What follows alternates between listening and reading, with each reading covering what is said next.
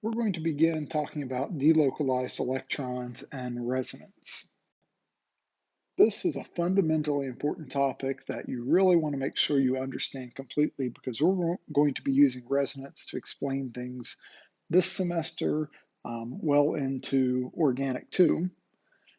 And what you want to understand about delocalized electrons is that it's really just as the name states. Instead of electrons being localized or stuck on a single atom, if electrons are delocalized, they're spread over multiple atoms.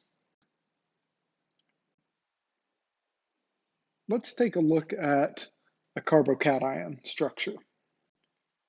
This particular one where we have a positive charge next to a double bond is called an allylic carbocation.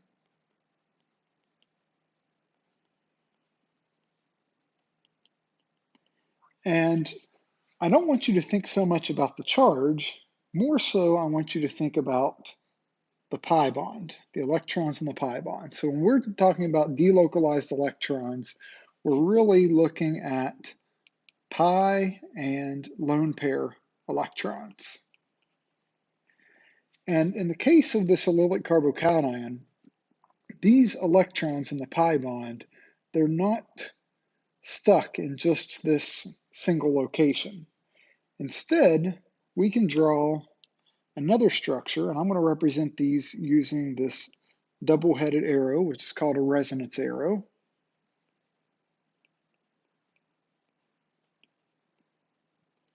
And what we find is that we get another structure where the pi bond is on the other side. And then since we kind of put electrons here where the positive charge was, that leaves the void over here, so we'll put the positive charge right there. In reality, neither of these structures are really accurate, and neither structure exists. So it's not like we have two separate structures. If you have this molecule, what you have is a single hybrid structure that meshes these two together. Since neither structure is entirely accurate, really what we have is the pi electrons and the positive charge being spread among the three atoms. And what this gives us is a resonance hybrid.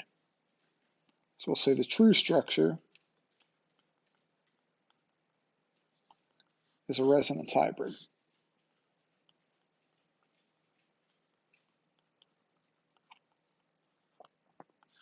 And what that looks like, we don't mess with the sigma bonds. And I'm going to give you rules for resonance here in just a bit. I'm going to draw the carbon-carbon sigma bonds just like we have in the original structures. But in reality, those pi electrons, which I have in blue, are spread over all three carbon atoms. As is the positive charge, it's kind of spread over the three carbon atoms as well. So this would be our resonance hybrid structure. It's kind of a mash of the two.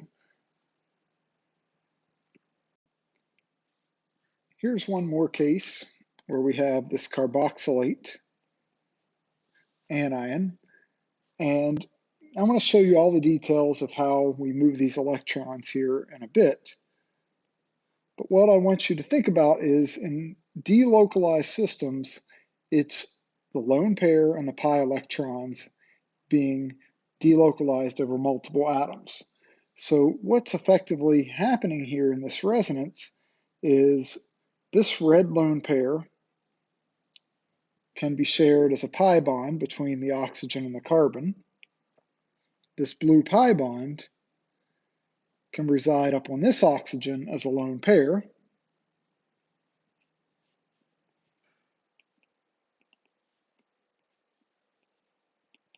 Once we've done that, now I have a lone pair on this top oxygen, a pi bond to this bottom oxygen, still a valid structure, but now the oxygen on top has the negative charge. So we can see that this negative charge and the electrons here are delocalized over three atoms.